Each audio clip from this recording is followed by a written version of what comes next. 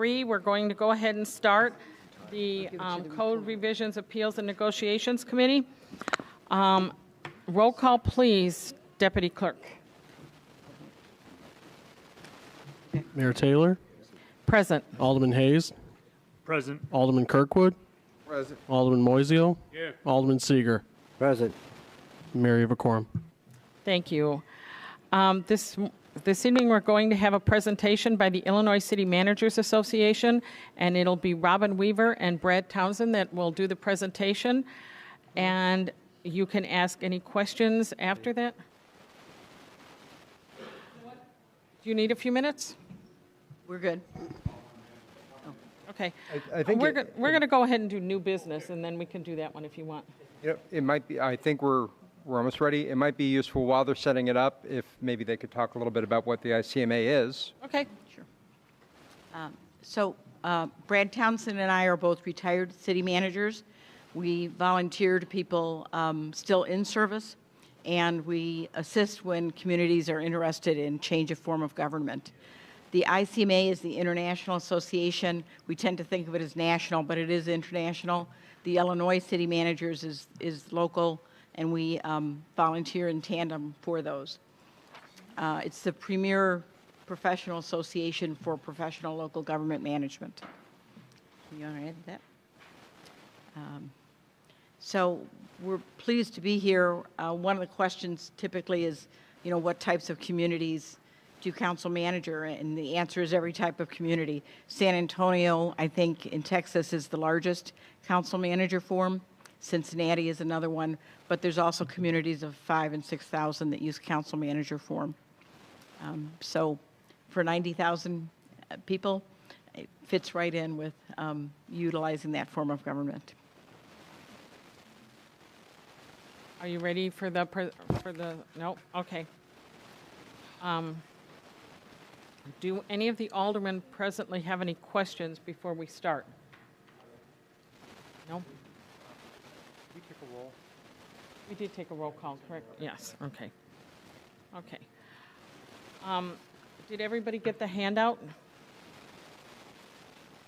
On this side too? Alderman Hayes, do you get, okay.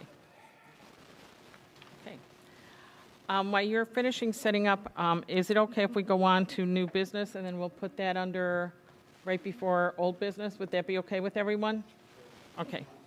Okay. Can I have a motion for the first item on new business? I need a first. Do I have a first? So moved. Okay. Seconded. Okay, Alderman Moiseo, second by Alderman Hayes. A resolution approving a collective bargaining agreement between the City of Waukegan and the IAFF Local 473. This matter was presented at the Code Revisions, Appeals, and Negotiations Committee meeting on December 19th, 2022, so it's being presented tonight. I think you've all heard about it in the aldermanic briefings. Any questions to the motion? Okay, roll call, please. Deputy Clerk? Mayor Taylor, Aye. Alderman Hayes, Aye. Alderman Kirkwood, Alderman Moiseo, Aye. Alderman Seeger. Motion passed, Madam Mayor. Thank you. Can I have a motion, a first and a second on item B? I need a first. First. So moved. Second. Okay, Alderman Hayes, was it, or? Yes. Okay, and who was the second down here? Moiseo. Okay, Alderman Moiseo. Okay. A couple Yep. points of question. I just want to make sure we're not restricting this too much. I talked to Chief Staff Bridges. This, obviously, we have a designated area downtown, has to have the municipal beach. But I wanted to make sure, let's say the school has something going on, they want to have food trucks, that's okay. The field house has something, or the place up on Green Bay Road has something, a soccer tournament, they want to have food trucks, that's okay. Anything else, a shopping area wants to have a couple food trucks, that's okay.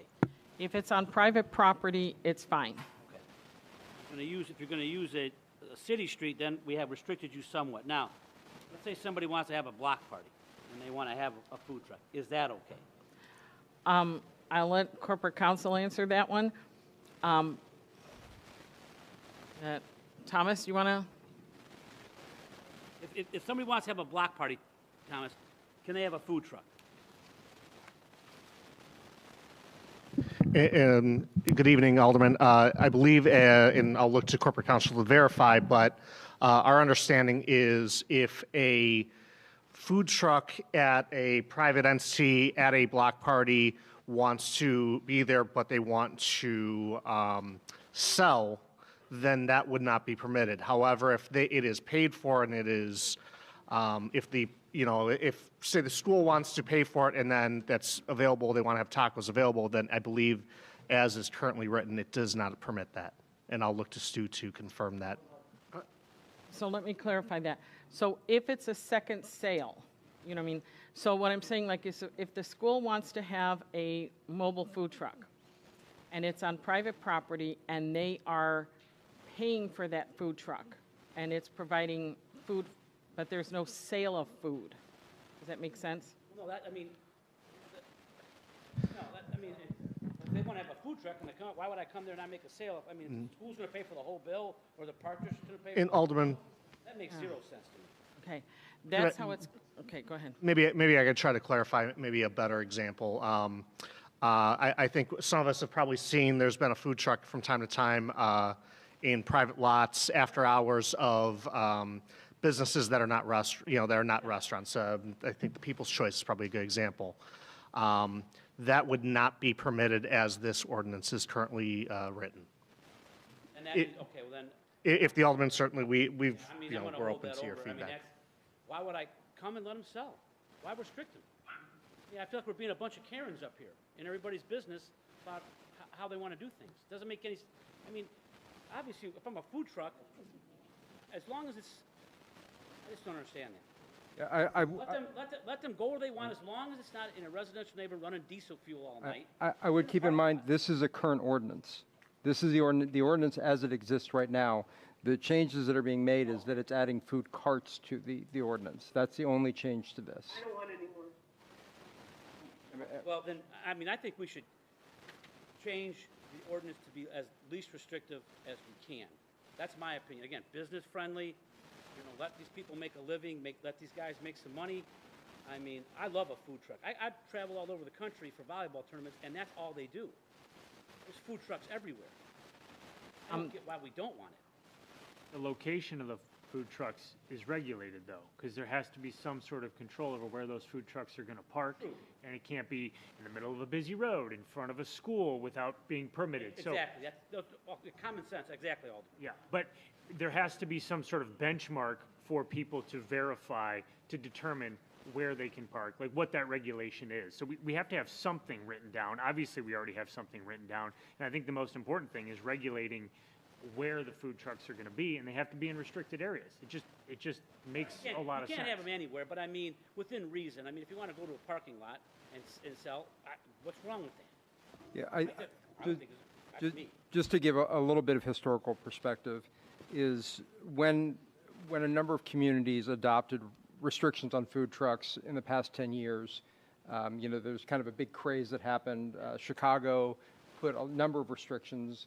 One of the concerns is that because food trucks do not have to pay rent, they don't have to pay property taxes, that they are this is not a legal argument. This is a policy argument, that they often brick and mortar restaurants will say that they constitute unfair competition because they can pull up in front of an established restaurant, sell to a lunch crowd, meanwhile not having to pay rent, property taxes, Tax. yeah. Well, they do pay. They should pay sales They should, tax. but they don't.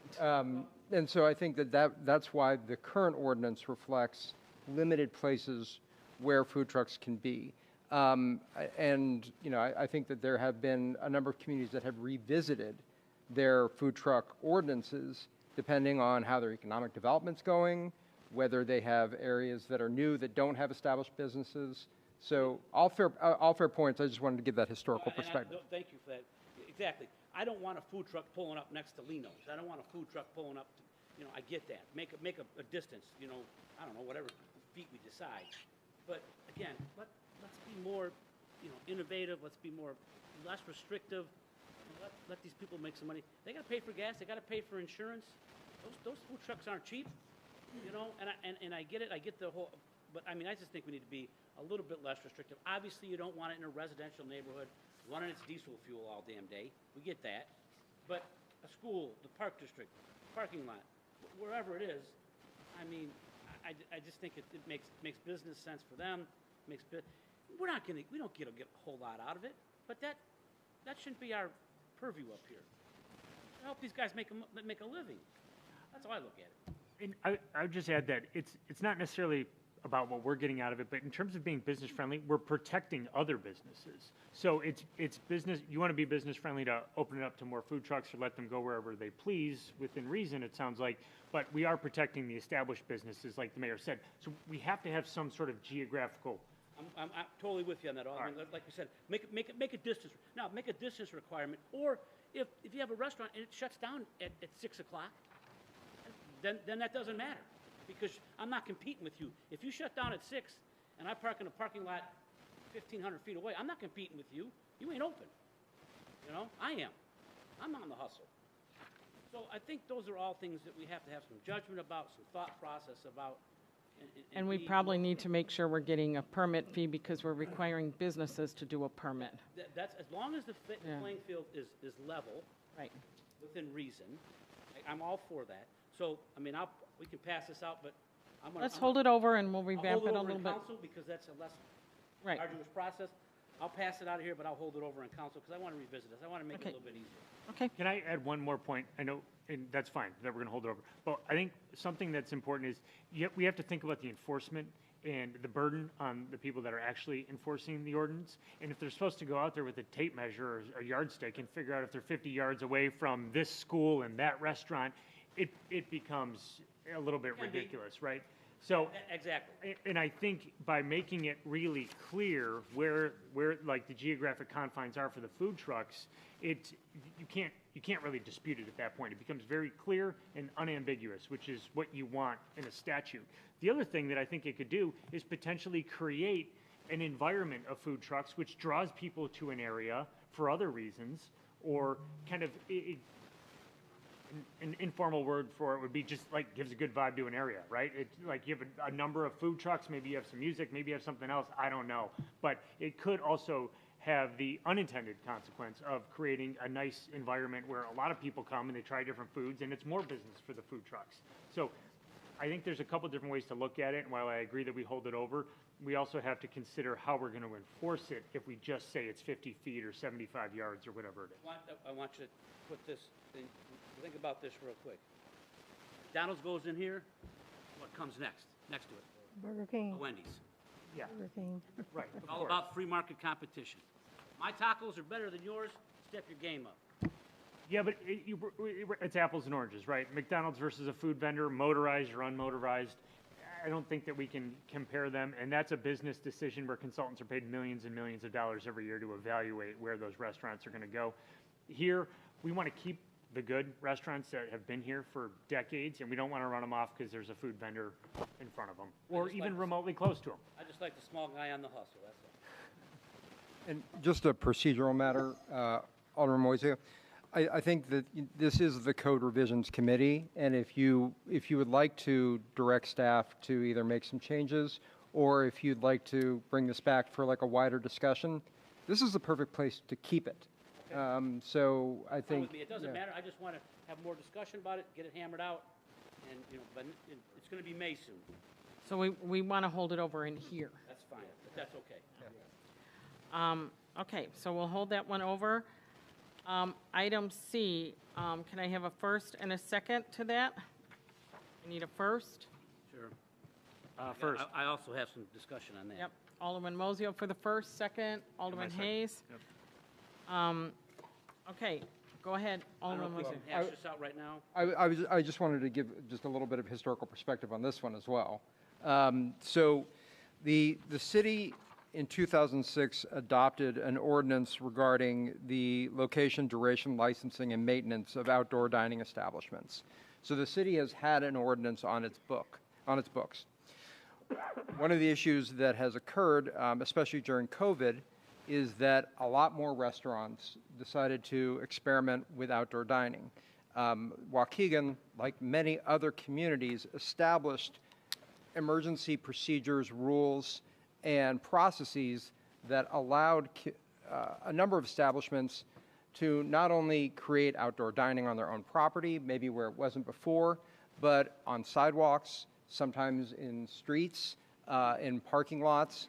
And now that we're, well, I'm not going to say we're out of COVID, but now that we've moved out of kind of the emergency situation, and a lot of those emergency procedures, rules, and processes have fallen by the wayside, it was decided that it would be a good time to revisit this ordinance, update it, and modernize it. And this doesn't change a whole lot. Now, we have Representative Commissioner Salas is here tonight. Noel, I don't know if it's Noel or Thomas could speak to this. And then Sean may be able to speak from the licensing perspective on the input they gave on how they wanted the existing ordinance to be modernized. The only thing I had with outdoor dining, I think the only issue I don't want to charge somebody $250. That makes us look petty up here. We don't need the $250. On the business license, put a checkbox. Are you going to have outdoor dining? Check. Boom. Now, some downtown businesses would like to take some parking spots. That's a different issue. You're going to take a parking spot, then you're going to have to pay the city because we're losing revenue from us. Obviously, also, you can't have it on a sidewalk that blocks a sidewalk. That's another issue. But again, why would we charge somebody $250? It doesn't mean anything to our coffers at all. It doesn't. You guys want to come up and then maybe you least in can my answer? opinion. Yeah. I want staff to speak on it because we've had a lot of debate about all of this and, you know, what the costs are in all of this. And so who wants to go first? Oh, okay. We'll just all go together and try to respond to questions. So the 2006 ordinance did have fees. And the intent of those fees is not nickel and diming, but there is a real cost for your staff to spend time reviewing things. There's an actual overhead that you're spending on us. And especially in times when we're not increasing the tax levy and we need to find other ways to cover our costs. Fees are one of the ordinary ways that we do that. So it's not a significant increase in the fees. Some of the other folks have done some research on what other communities are doing, and I'll let them speak to specifics on that. But it appears that our fees are lower than other communities. So not to say that the fee should be required, but it does cover an actual cost that the city has. In terms of what our plan is going forward, indeed, for sidewalks, we need to review and see what space they're taking, making sure that they're only in front of their own property, that there's an ADA accessible passageway going past their outdoor dining area.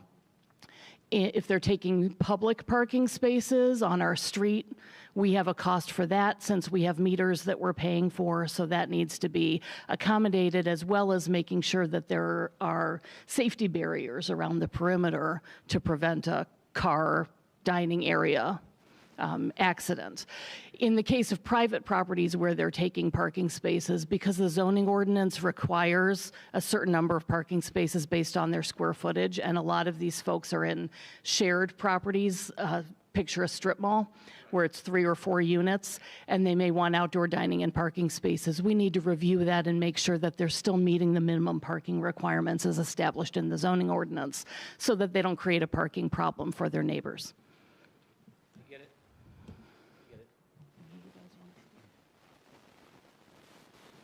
Good evening. So one of the other things that we discussed, and I'm sure Sean can talk about, is businesses that actually serve liquor right now have an A1 business license that costs roughly about double the fee, which right now I think is $500 for the A license, and another $500 for A1, which allows them to serve outdoors. We would be removing this and just charging them the $150 for their outdoor dining, which actually reduces the fee for the liquor license for those people. As code enforcement is concerned, I need to have staff going out and checking to make sure that everybody's in their proper positions and they're not, spilling over onto neighboring properties, and they maintain that accessibility in front of their doors and along the, the sidewalks for people to go through. So is there any questions you may have for me or code enforcement? What was the math again on, so right now, an A1 liquor license is? I don't have any glasses, Thomas. Go ahead. All right, a tavern tavern, just regular tavern, no outdoor, is $2,483. And remember, there's the annual, whatever, 3%. Yep. An A1 with outside is $3,035. So a little over $500 difference currently for just that. So if we change the fee structure for just the liquor, for restaurants and outdoor liquor, they're going to save money? Yeah, it would be $150 compared to the $500-something, so they'd be saving about $300, give or take. So what happened before COVID is you used to have a separate license for liquor if you were serving outside. As you know, we changed all those rules when COVID happened, and now that COVID is done, how are we going to do this now? Because people who are paying for an A1 liquor license are like, why am I paying for it when my neighbor doesn't have the same liquor license and he's doing the same thing? So we're trying to make this fair and equitable for everyone involved. There always has to be fees and things because you can't give everybody everything for nothing. It costs us money with things. But we have looked at the fees and said, what is reasonable and in line with other communities? What's the purpose of having an A1 if everybody has gotten in this habit now of doing outdoor dining, and they're not going to give that up? I mean, once you've opened that Pandora's box, you can't put it back in and say, only people with an A1 license can have it. So we're trying to figure out how do we make this fair and equitable, and the staff has spent many, many hours on this, and we've kind of come up with this. We're always open to suggestions and changes. But this was not something that was taken lightly when we did this. I do know that right now I was doing a little bit of research trying to find out what other communities are doing, and nobody has their new rates online. Everybody still says for 2022 it was the fees were waived, and that's because we're in the midst of COVID. So I don't know what they're going to do. I do know that the city of Highwood was charging $300+. Highland Park was charging roughly around the same, $250 to $300. I know I'm from the village of Skokie. We were charging $225 for outdoor dining. So I mean, our fees are in line, probably a little cheaper. Outdoor dining include? Outdoor dining, yeah, that was separate. Outdoor dining was $225 for anybody that wanted outdoor dining, regardless if they wanted the liquor or it was just a restaurant. Just to have the outdoor seating, every year they would pay $220 some. The outdoor, that $225 covers booze and seating, basically. Regardless of what they were doing. If they had a liquor license, they were able to sell outdoors. Okay. I'm chew on it a little bit. I mean, again, we can hold this over if you prefer and kind of have some time to digest this. That's why we gave this to you guys 10 days ago, because it's a lot to digest. At first I was adamantly, I understand the math now maybe a little bit better. Thank you, staff, but I mean, we've spent months on this. The increase in fees is not going to cover staff costs. That's what we collect taxes for. Yeah. We collect taxes to pay for staff. We have spent months working on this, and that's why, it's hard to just suddenly, oh, here it is, read it, and it's all gonna, when we have spent, I can't even tell you how many meetings we've had about this for the last 7 months. So we are open to suggestions and all of that, but this is kind of the best that we've been able to come up with off of what other communities are doing, how to handle this as we go back now and restaurants are going to outdoor dining. We want to have a plan in place so that we don't have neighbors arguing with each other. Why am I paying for this liquor license? Because their renewals are in April. So we want to have something on the books before the liquor license renewals come up. Have this, but it's not time sensitive till April. I get it. We don't want to wait this till May to Right. around, because we want to get this done by April. I don't think it'll go that long. I just want to chew on it a little bit. But, we certainly can hold this over. No one. Hold it here. Okay, yep. No one's pressuring anybody. We just want to put it out there so that everybody understands this is not a simple fix. but now that COVID's over, we have to address it. Can I make So- one comment, Mayor? Sure. Okay. I would just say that you're thinking about the businesses here, and you're not wrong, but we also have to think about the people that are going to the businesses, right? Good, responsible government, we're looking out for the patrons of the establishments. So if a business is paying a fee, and they know that the inspector, because we're funded to do so, is going to come around and take a look at the outdoor deck, or the chairs, or the condition of the outdoor seating, or the way it's being operated, everything from, I don't know, sanitation to the structure of a deck to, whatever's going on outside. The umbrellas are anchored properly so they don't blow over and hit somebody. That all costs money, but we also we have an obligation to just look out for the people that are going to the restaurants as well. So rather than making all of the taxpayers foot the bill for the inspectors to go out and do this, I don't even think that a restaurant would raise its prices because of a $250 fee, but if the price of, an old fashioned goes up 10 cents because they have to cover the inspection fee, I don't think it's all that bad. And more importantly, as I was saying, it causes them to get their house in order and to make sure that they're doing everything above board, which I think is good. And that's everything from signage to the structures to the way they're monitoring ingress and egress and safety and all of that stuff. We don't want anybody who can just throw a patio set on the curb and spray paint a sign and open an outdoor restaurant. I mean, we have to think long term, and we also have to think about what these establishments look like to people who are walking down a sidewalk or driving down the street. So it's everything in the ordinance, not just the fee. So again, I know we're holding it over, but I want there to be other considerations, not just $200, $250. And that is, and again, it takes a while to digest all of that because it's lengthy in your packet of what it is. But, we wanted to make sure that, if you're going to have patio furniture on Genesee Street, that it's not patio furniture that's going to be blown in the middle of the street. No, And that's obviously that's stuff that has to be Yeah. taken care of. I mean, the last thing you want is an umbrella flying and hitting somebody in the head.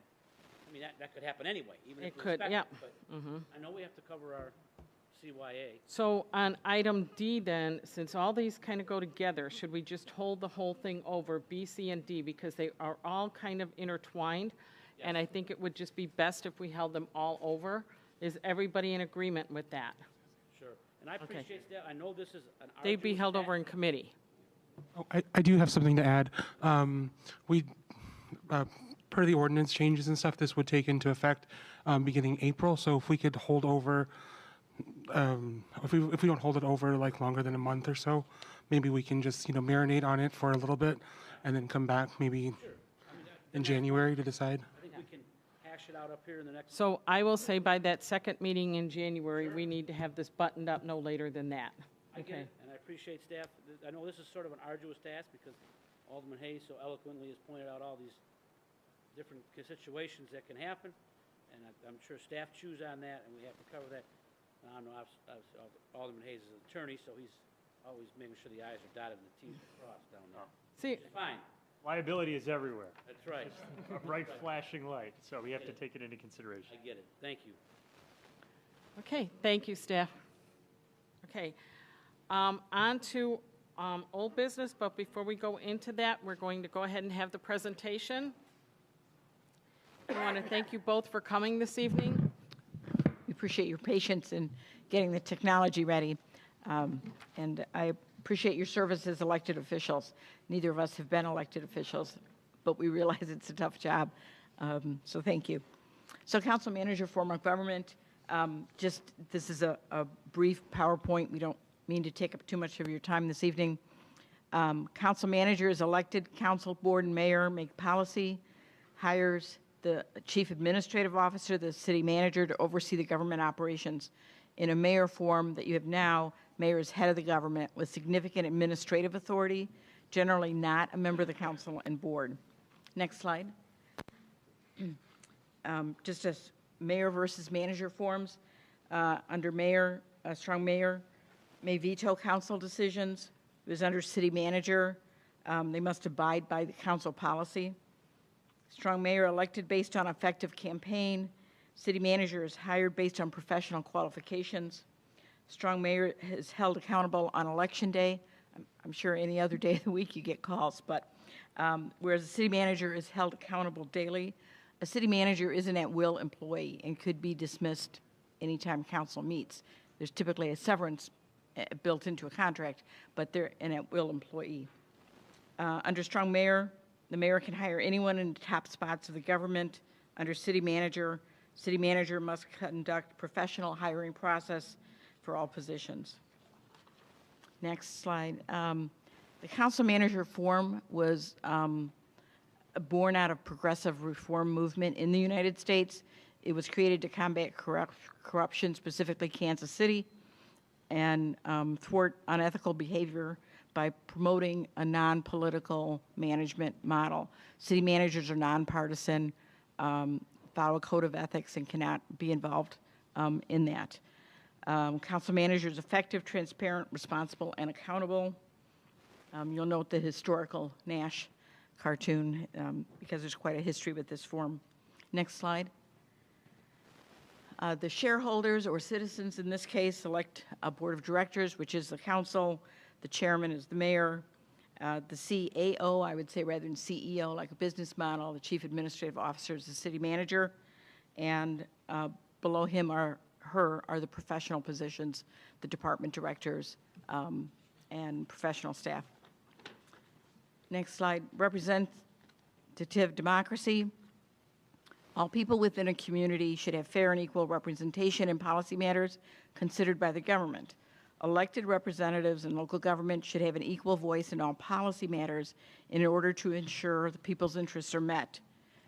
The next slide just shows different cities. As I said, this model or form works in all size cities.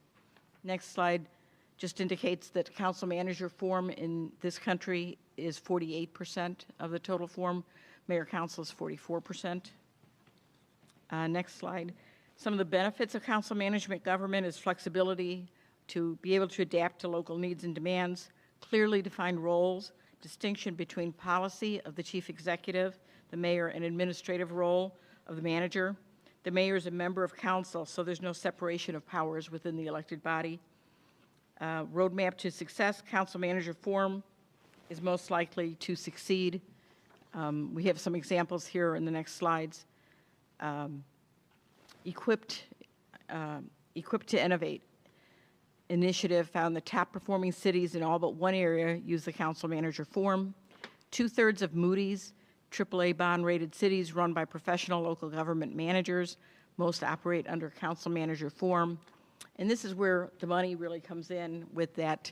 Those bond ratings means lower debt, and it can be millions of dollars every year easily in a community this size. To have less debt or better rates just makes a huge difference monetarily, that alone. IBM's, the next slide, IBM's Smarter, Faster, Cheaper report found that cities that operate under council manager form are nearly 10% more efficient than those that operate under mayor council. Next slide, National Civic League has endorsed the council manager government, and 75% of communities recognized between 2013 and 2016 with the All America City Award are council manager form.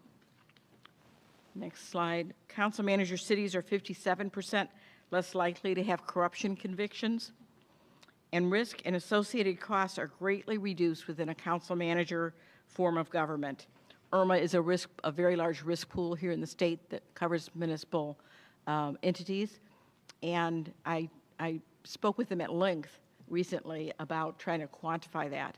But because you have a safety policy, so people aren't hurt, don't miss work, don't have worker comp claim, because you have policies in place about when to do a pursuit if you're the police department, or HR is on top of things in terms of handling hiring and dismissing people and those kind of things. The amount of risk management that's done with having the professional staff is huge and equates to millions of dollars. It's hard to equate when you don't do it, wrong, to see what it is. But it also begs to the reputation of communities. I pointed out one of the communities a little south of here recently paid out $10 million when a employee hit and killed someone driving home. And there were instances before that, and they weren't addressed. And now that kind of sticks to that community's reputation for a long time. And obviously preferable to have your citizens proud of your community. Mayor's role is as a voting member of the governing body, directly elected or selected, depending on your form, among elected officials. Mayor is the public face of the community and guides the governing body in setting goals and in advocating policy decisions. Very much a consensus builder role in the mayor. Elected officials, policymakers, centralized power is in this body. As a council, you approve the budget and you create the community vision, focusing on the big picture. Sometimes this includes strategic management and goal setting, those kind of things which are typical in a council manager form. Manager's role, as I said, at-will employee, can be fired by a majority of elected officials, prepares the budget for consideration by the governing body, recruits, hires, supervises, and removes staff, serves as the governing body's chief advisor, obviously along with the attorney at most turns, and carries out policies established by the governing body. So the cost of adopting council manager form and hiring a professional manager, there's salary, there's some benefits, but in terms of some of those savings I've identified, the rate of return is pretty good margin to consider. Many local governments reduce their overall costs under competent management. Savings come from savings in operating costs, increased efficiency and productivity, improved revenue collection, and effective use of technology. Economic health of the community may also benefit. Developers and economic development is typically more pleased to work with a stable council manager form of government than a community that may be more erratic or more changing. So that's the PowerPoint. We have a quick video. If George has that lined up. I also passed out, or had passed out, the two handouts, and the press has that too, if people have questions after this. This includes some people you may know. It's a few years old.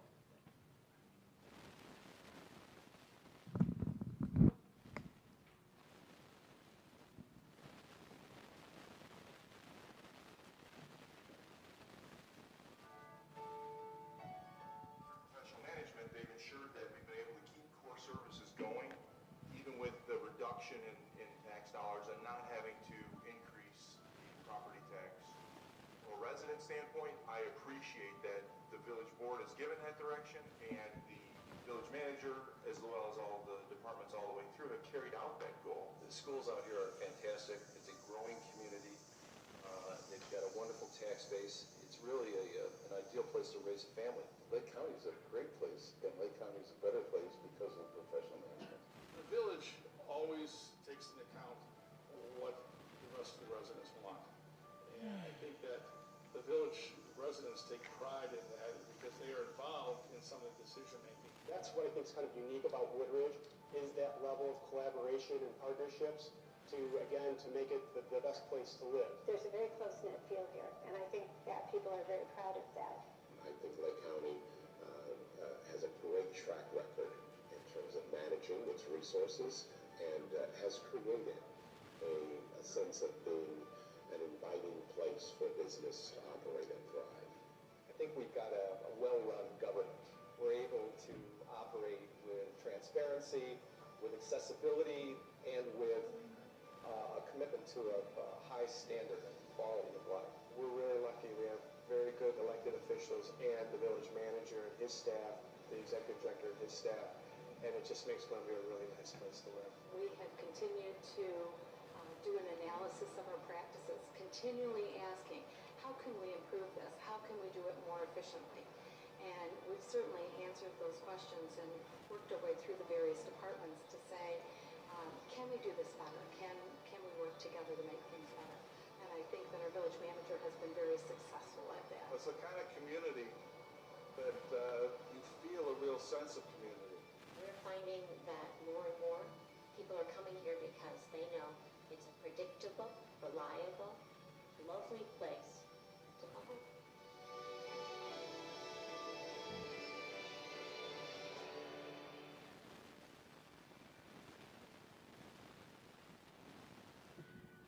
There are currently 82 communities in Illinois that are city managers for. Brad, anything else to add? It's probably a lot of information to absorb while you're also dealing with other issues before you, like the one you were talking about just before we came up here. But hopefully we've presented this in a straightforward way that gives you some consideration of what this might be all about if you pursue further the idea of a council manager. I'll just say one thing about there was a couple of references in there that Robin made and also in that video about planning and pulling the community together, that type of thing. I'll say one thing. When I've been a manager of several communities, but two of them were the council manager by statute. And one of the things that really helped me in working with the mayor and the alderman and in one case it was village president and trustees was to pull everybody together outside of the regular kind of meetings like you're having tonight on occasion and just go over, take a breath and just see what's going on in the community. And that's what a big part of that planning was that they were referencing.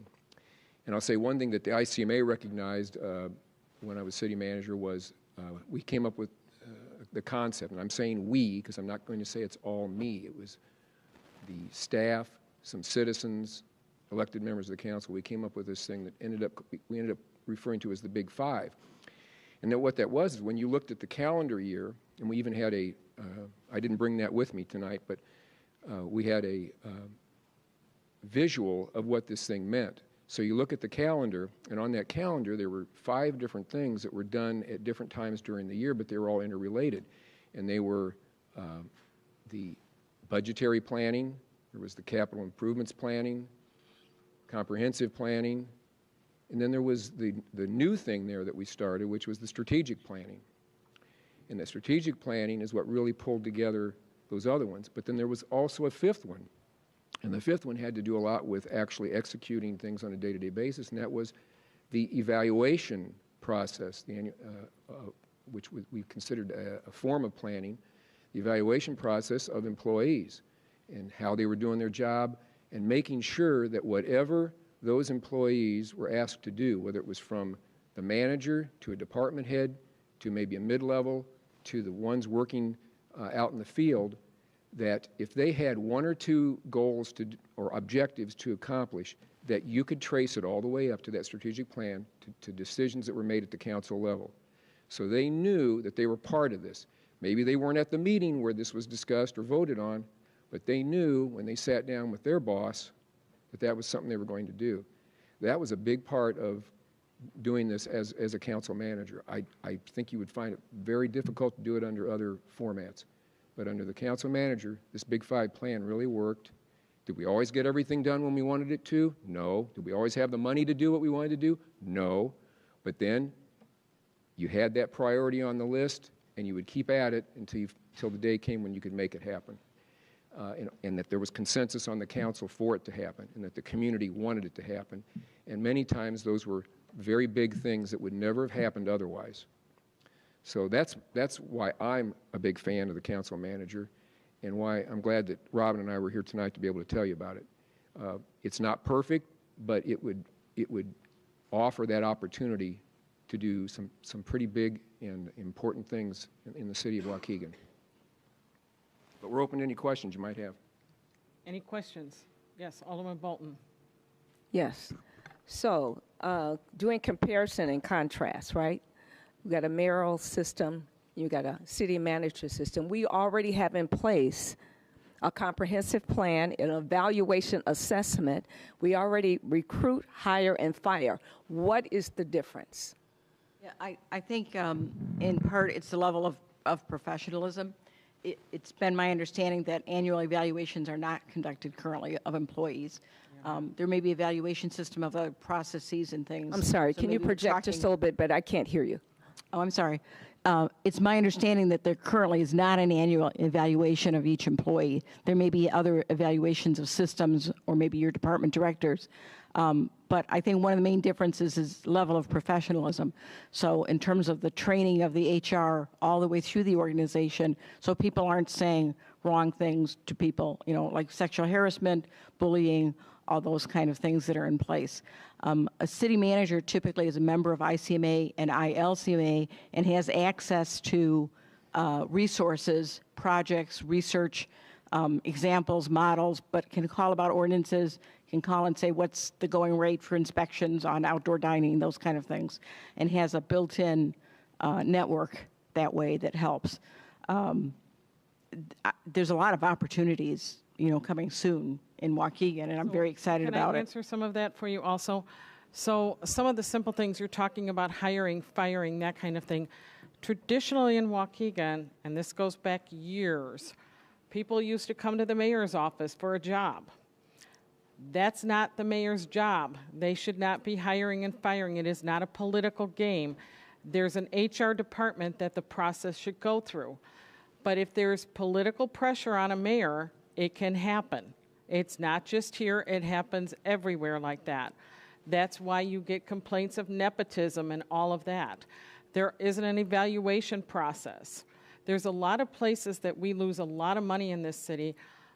It's very hard to have a strategic plan when your plan changes every 4 years and a new person comes in and changes that plan. You don't have a 5-year plan. You don't have a 10-year plan because you can't. I'm going to let corporate counsel talk about an incident where we were talking about GIS and updating our GIS. And I know he's talked to Alderman Mosio about it. But before we talk about GIS, I'll talk about, we fought for years on this council about hiring an engineer. Oh, you know what? It's so much cheaper to go out to an engineering firm. We wasted so much money on some of these engineering firms. By hiring one engineer, we have been able to get grants that have more than paid for him. And it's a way of actually, we spent money to save money. The same thing we'll get into the GIS. This is something that we can't be a part of because they don't see us as a stable force. Go ahead and explain it. So early in my tenure here, my firm represents 16 different communities as general counsel. I don't represent 16 different communities. We got a lot of other people who work on it. But almost all of them are members of what is called the Municipal GIS Consortium. For those of you who are not familiar, GIS is Geographic Information System. It is one of the most important tools for engineering, for planning, for economic development, because what it does is it overlays on a map basically all of the data that an organization like the city may have. It will have utility information, utility billing, utility connections, demographic information, topographic information, zoning. Basically, you can log into GIS and see everything that the city knows about a particular parcel. The GIS Consortium was founded about 20 years ago by Highland Park and has grown now to, I think, over 30 different communities.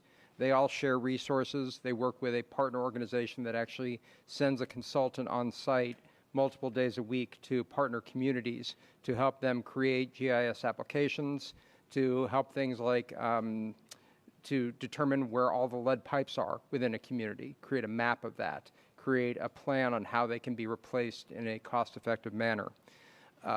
So one of the things I thought I was really slick, I said, you know, Waukegan must not know about this. I'm going to call them up and say, why aren't you a member?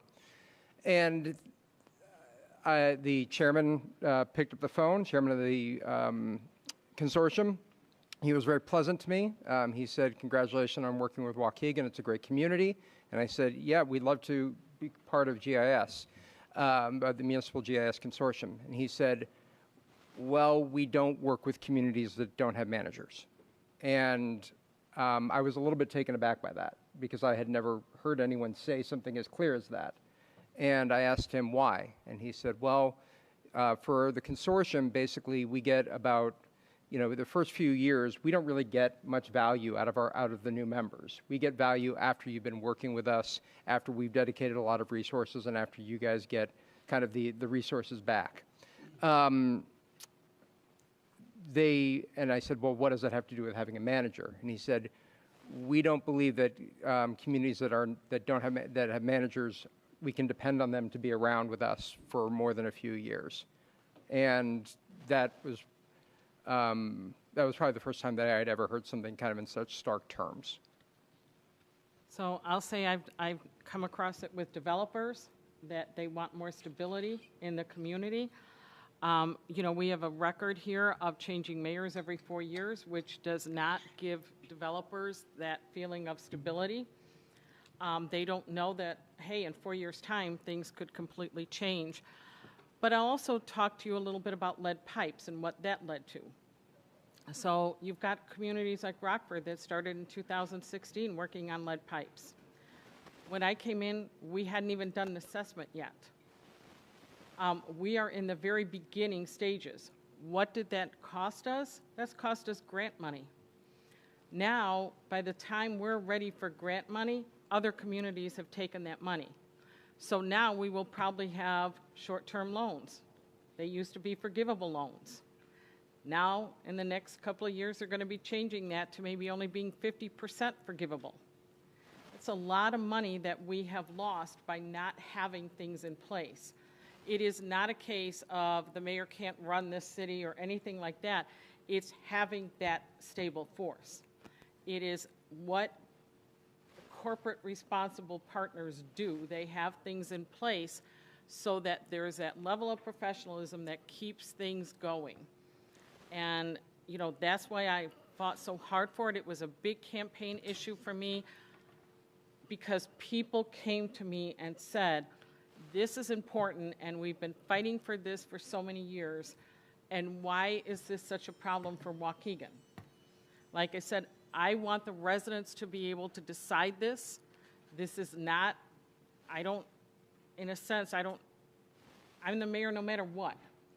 So I don't, in a sense, have a horse in the race.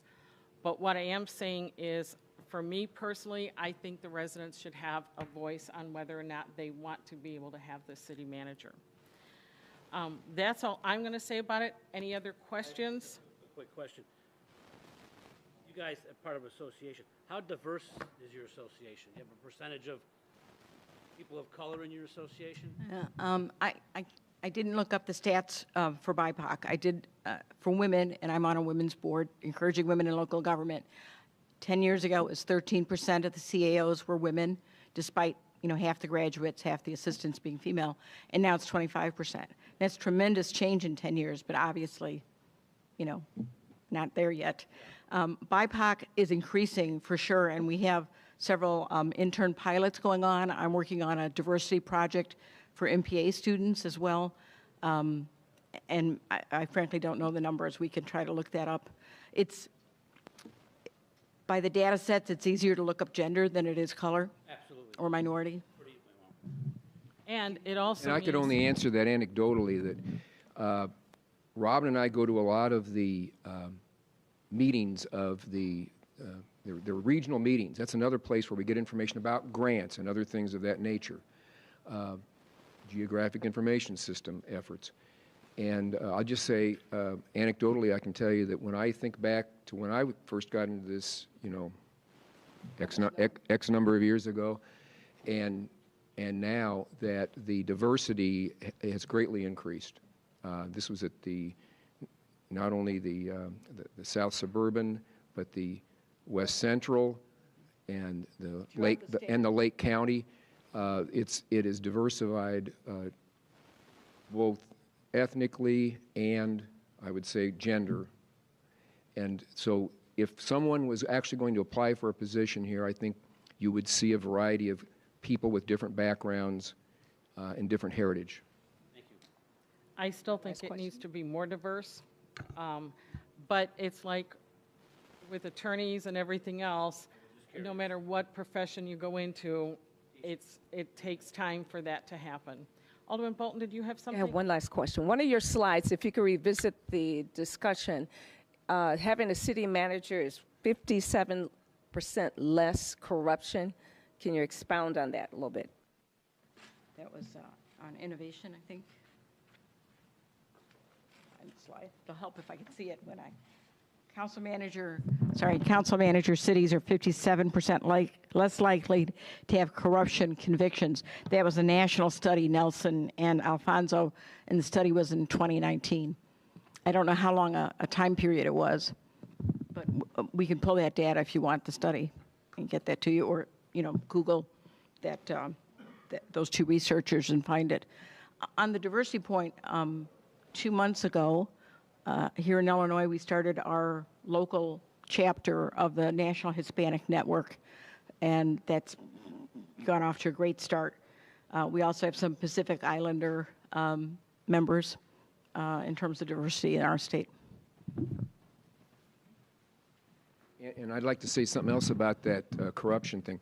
Those are like the extreme cases, but there is a whole gradation of things that could happen with a manager. And I'll tell you, the code of ethics that the International City County Management Association and the Illinois and the other states around the nation and even overseas is very strict.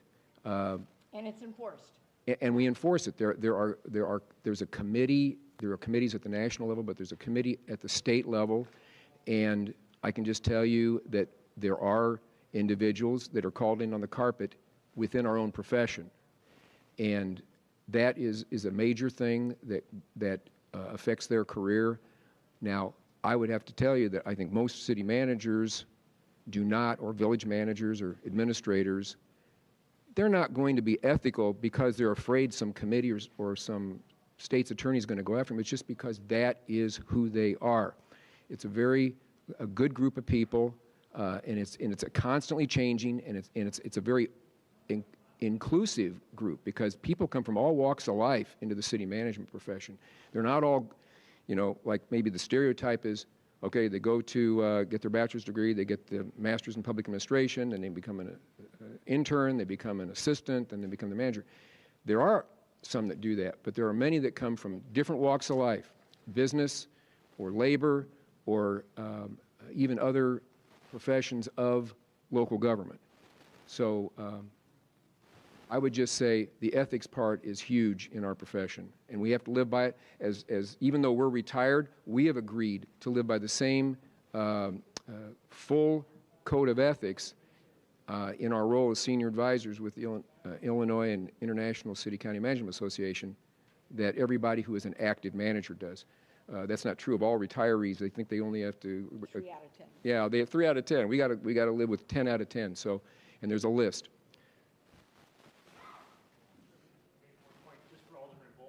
I think one way to phrase it is having a city manager.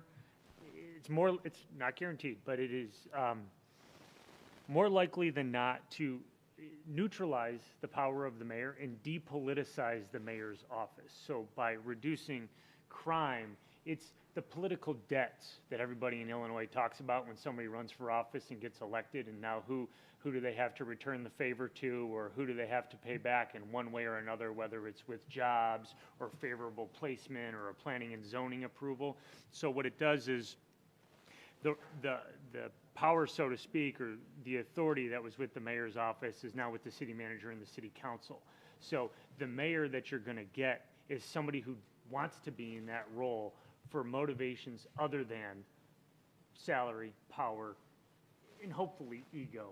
And I think that's one major draw for the city of Waukegan, who, as the mayor pointed out, has had a revolving door of mayors. So it gives us somebody who's genuinely interested in being in that role for no other reason other than to help the community. The salary doesn't play into it, in all likelihood, typically. And you avoid the pitfalls that come with running for and holding that office. And I think the community would benefit from that. Okay, at this time, I'd like to, so that we don't get too off schedule, I'd like to have these three combined into one motion because they should kind of go together. Am I correct on that? Okay. Can I have a motion for those to be heard together? Okay.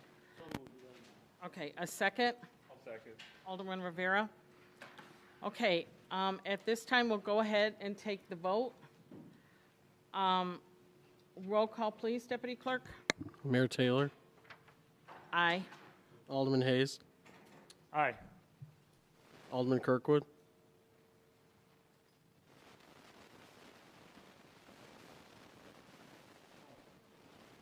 Alderman Moiseo, Aye, just to move it to council. Alderman Seager. Ayes have it. Motion passed. Okay. I just want to point out that Alderman Rivera was not on the committee, so we need to remove that. Oh, okay. I thought he voted. Oh, Alderman Hayes was, yeah, he is on the committee. So we had everybody then? Okay. And I'm sorry, what was it? Motion passed, Okay. 3-2. At this time, we'll hear public comment. Would anybody like to speak?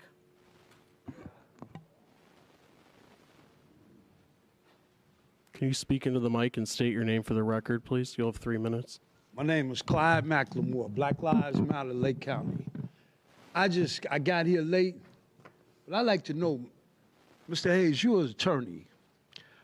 When do you become a specialist on city administrator? Where do you get your views at so I know how I can investigate that? What you just sat there and told Alderman Bolton, I'd like to know, where did you get all this at? Is your opinion or what?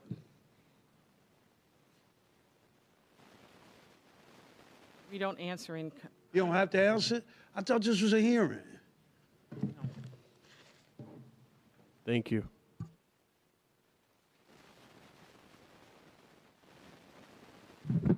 Rayon Edwards.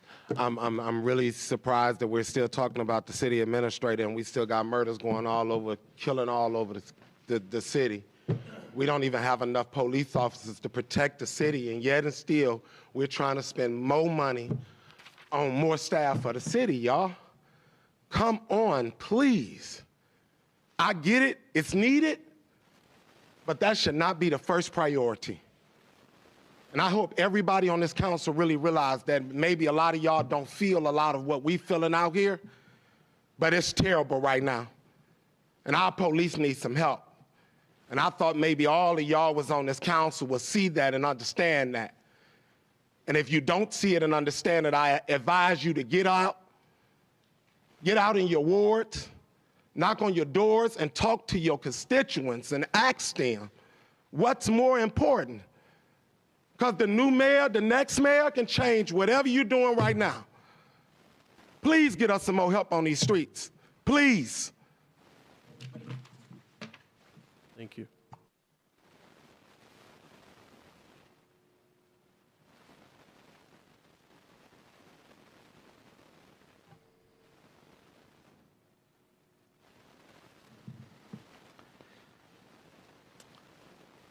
I think this might end up being the same size crowd for the general comments, so maybe this might just be my 3 minutes.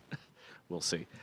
You state your name for the record, Yes, please? Matt Muchowski, M-U-C-H-O-W-S-K-I. I just wanted to say I think the city manager issue, I think people of good faith and reason can disagree on it. Personally, I think it's not going to solve all the city's very real problems, economic and racial disparity and violence in the streets.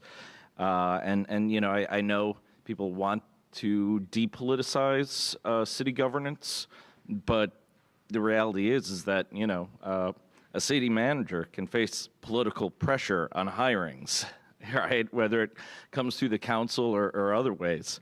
And, you know, I think the real scary thing about these 3 resolutions, though, is the second one, which would abolish wards and have, if it's voted a certain way, it would abolish wards and have all the council members elected at large. And I think that risks opening a Pandora's box of potentially having all the council members elected from very narrow portions of the city. The reality is that a lot of lower income Black and Latino communities don't vote at the same rates as wider and more affluent parts of the city. And just having that risk is not a risk that I would want to take.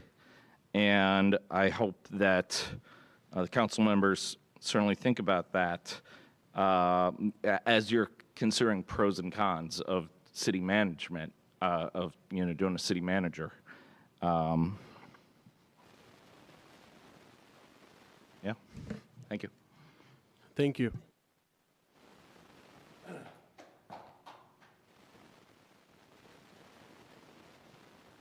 Brother Blanks, founder and chief president of Black Abolition Movement for the Mind. I heard Alderman Morzio posed a question regarding diversity, and I specifically heard you guys speak to Pacific Islanders, Latinos, Latino brothers and sisters, and I heard you break down as far as women.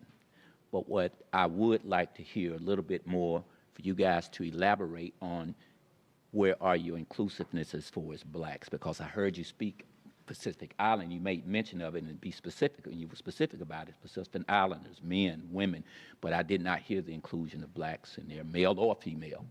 So, okay. Thank you. Okay. Just to be clear, I think they did use the acronym BIPOC, which is colloquially known to include Black, Pacific Islander, Asian, Latino. What was that term? But well, actually, I can let them. BIPOC. Yeah. I use BIPOC as Black, Indigenous, people of color. Include all of that. Right. I just don't have stats about how many members are of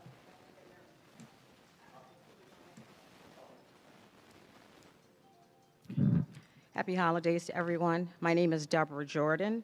I also have comments centered around the resolutions that the City Council plans to vote on this evening with adoption of a managerial form of government to hire a city manager. This manager position, because I have reviewed it as an HR professional, is going to cost the taxpayers a lot of money. And I don't think that anyone has shared that with the residents. It could be a possible salary of up to $200,000, as some of the other city managers and slides that were shown previously. This resolution on hiring a city manager is also tied to two other resolutions that indicate if you adopt the managerial form of government, the wards could be abolished and the 6 aldermen into 6 aldermen at large, and they could be elected effective 2027. My concern is that the aldermen at large may not live in our current wards, and they may not result in being strong advocates of diversity, supporting the interests of Black and brown residents, and that is a major concern to me as a person of color. The last resolution pertains to adopting a managerial form of government, but abide by the current Illinois statute for a municipal government. It sounds confusing, and it is a little bit confusing, so I hope that you put it clearly together so that the residents understand what you're voting for and what you're asking us to vote for. I'm a big fan of change when change is being done for the right reason. Now, some of the citizens have been surveyed by signature petition and recently by phone about the changes, but not everyone has had an opportunity to voice their opinion. And I'm concerned that our taxpayers do not understand what these changes actually mean. If certain resolutions are passed tonight, there could be a referendum for our vote on the April ballot based on the council's decision.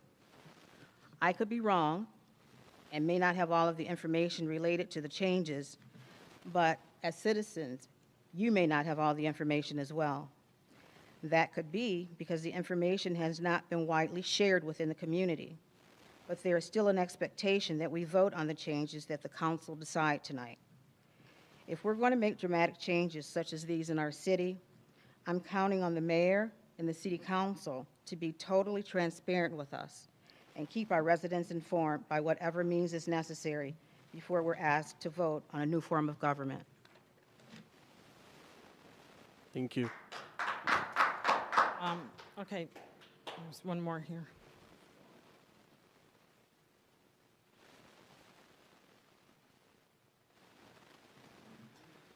Hi, my name is Stephen Ludwig. I live in the 4th Ward. I've lived there for 32 years, and I've seen a lot of change over the years. And I can tell you I'm here tonight to speak in favor of the referendum for Waukegan to adopt a managerial form of municipal government. I think the advantages of this form of government have been presented and discussed by many members of the public over the last few months. Even over the last few years, I might even say decades for some of the members of the council.